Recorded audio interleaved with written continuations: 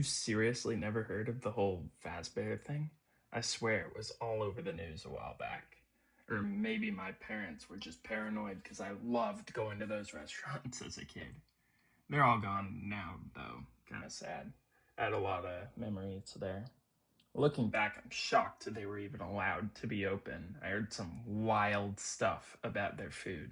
I even remember seeing employees like taking leftover pizza back from the tables into the kitchen. Almost makes me gag thinking about how much of that stuff I ate, even though I remember it tasting relatively okay. Anyways, the food was never the reason people went. They had arcade games, and some locations had all sorts of play equipment, but everyone went to see the animatronics, Freddy and the gang. At least, that's who was at the one that I'd always go to. I'd beg my parents to let me go, but they're always vaguely nervous about the place. Luckily, they let me go. I guess 8-foot tall mascot suits with robots inside might not be as appealing to a 30-something-year-old as it is 7-year-old, though. But to me, they looked like the coolest thing in the world.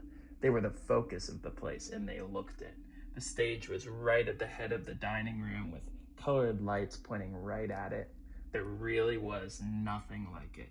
It was the place to be for kids. Until it wasn't. We'd all heard the rumors about the owner. He was an evil creep looking to lure kids in. He was a murderer who killed his whole family. You know, stuff like that. Our parents always said, no, that's not true. Don't talk like that about real people. We never even really saw the dude, except one kid who swore his older brother used to go to that old location before it shut down. You know, that old diner? Whatever, before my time, but this kid would always bring up how his older brother saw the founder dude stuffing someone into a costume. Of course, we all just told him he was probably helping someone put on the costume, but knowing what we know now, who knows? Officially, that old location closed due to low profit, but people say that's not really why. From what I heard, and this could be complete BS, there was some sort of accident and they retired the old yellow ones when they shut the place down. I've got a buddy who's super into the whole Fazbear conspiracy topic, like super into it. And he's got a whole theory about what really happened, and it kind of makes sense to me. I'll let you in on it. The story goes that the owner's oldest son was kind of a bully. And by kind of, I mean a real asshole. The dude would scare his younger brother, break his toys, lock him out of his room, all sorts of stuff like that. Apparently even locked him in the parts and service closet, you know, where they keep the animatronic parts, like the heads and the skeletons and whatnot. This kid was terrified of the mascots. So, a little beyond the normal sibling rivalry type thing going on. Anyways, it's the kid's birthday, and obviously, with his dad owning the place, he's forced to go to Fredbear's. He shows up, his friends show up, and some of his brother's friends show up. They tease him for a while, like mocking him for being afraid and, you know, like that. And then one of them gets the idea to lift him up to give Fredbear a kiss. I can't fathom why any of them would even begin to think that's a good idea, but I guess young boys are like that. Making a screaming kid kiss the big robot bear with a giant mouth and a sign saying, "Do not touch," though. I never would have done that, but they lifted him up, put him inside the robot's mouth, and I guess he was squirming too much, or maybe his tears short-circuited some mechanism, and Fredbear's jaw clamped shut, killing him. Obviously, the founder didn't want to lose 2 kids by sending one to jail, so he covered it up and paid off the people inside to keep their mouths shut. I guess it wasn't enough, though, because we're hearing about it. I did do some digging and found an old interview where he referenced having 3 kids, but I'd only ever heard of the oldest one. I even saw him around once. He was kind of sulking around. Freddy's clearly only there because his dad forced him to do some chore. I'd bet to save money so he didn't have to pay an employee to do it, but I have no clue what happened to his other kid. But I guess losing 2 kids really broke him, because this story goes really crazy from here on out. Freddy's was a super popular place for birthday parties. Naturally, kids would show up and their parents would let them loose and they'd chat amongst themselves about whatever gossip or drama they had going on. You know, adult stuff. Anyways, everyone figured Freddy's was at the very least safe, if not hygienic. The owner's best friend and I guess co-founder had a daughter and would use Freddy's as a sort of daycare while he worked in some back room. Different era, I guess. Parents nowadays are a bit more paranoid. But one day this kid just goes missing. The incident made the news too, but no one knew what happened. There ended up being a somber atmosphere about the place for a few weeks afterwards. I think the official story was that she just went out the door and wandered off and might have got kidnapped or something. Who knows? Weirdly, the security cameras on the door and outside weren't working. I guess they were cheap and it ended up costing him. But this was an accident. It was avoidable, yeah, but as far as we know, there was no malicious intent. But if you want to know what I think, I don't buy that story. I think there's more to it. But I'll save that for another time. After this, Freddy's downsized a bit, but they upped their security. They got cameras everywhere, and they even established security offices. I got yelled at by a worker for trying to get inside one once. That was pretty funny, but whatever. So theoretically, Freddy should have been the safest place around. But there was one particularly popular day in which I was attending a birthday party where something happened.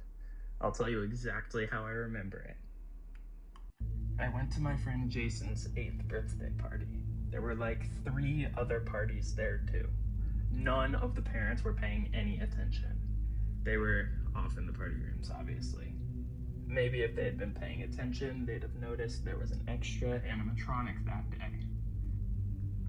It spooked me for a second. I wasn't expecting to see one, and it was pretty close. I saw it coming out of one of the off-limits areas, kind of loitering around the door, before beginning to wander around the edges of the main dining room. I saw a kid crying, and it looked like the bunny was walking up to her. I remember thinking they don't usually do that. The only one that really moved was Foxy, and even he just did it for his show. All the other ones just stayed on stage, and they definitely didn't really talk to us. But then I got yelled at to go back to the ball pit, and I must have looked away for 15 seconds, and when I looked back, they were both gone. I just figured the girl walked away or to her mom or something. But as the day continued, I saw the same thing happen again. Some boy pushed another and broke his toy, but the bunny offered the kid a new one. I was jealous, so I went to my mom and tugged on her shirt. "Not now, sweetie, go play." "Mom, why don't I get a toy from the bunny?" "No one is getting toys from the bunny. He stays on stage all day, honey. Go back to playing." "But Mom, I saw..." "Honey, adults are talking." So I left and went back to my friends. Weirdly, Jason wasn't there. I had no clue where he went. I looked around for a while, but I couldn't find him. So, like any kid, I went back to my mom. "Mom, I can't find Jason." "Did you look in the playscape?" "Yes, I looked everywhere. He's not there." "I'll come help you look, honey. Just let me finish what I was saying to my friends." So she did, and we looked. We couldn't find him. I saw her get increasingly more worried before we went to go ask Jason's mom if she'd seen him. She hadn't.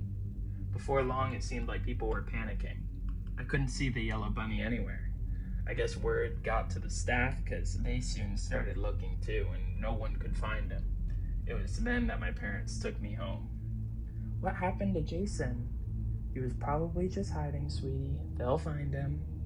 It sounded like she was lying. That night, I sat in my room. I couldn't play. I was too scared.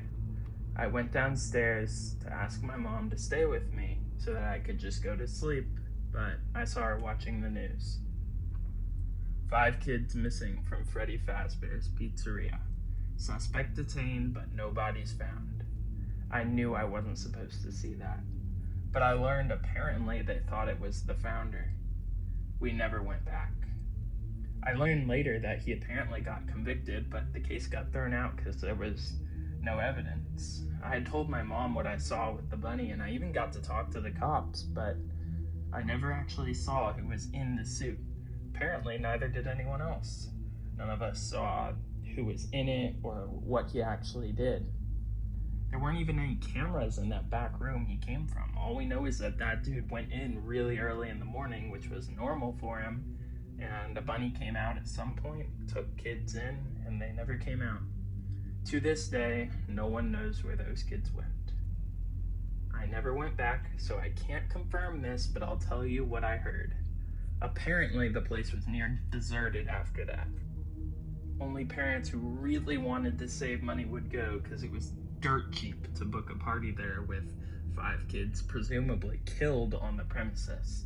But I heard the place smelled vaguely bad, more so than before, and the animatronics especially. Some people even said they leaked like gross stuff out, but the staff would go quickly close the curtains when that happened. Before long, to absolutely no one's surprise, the place shut down. I can't say I'm surprised.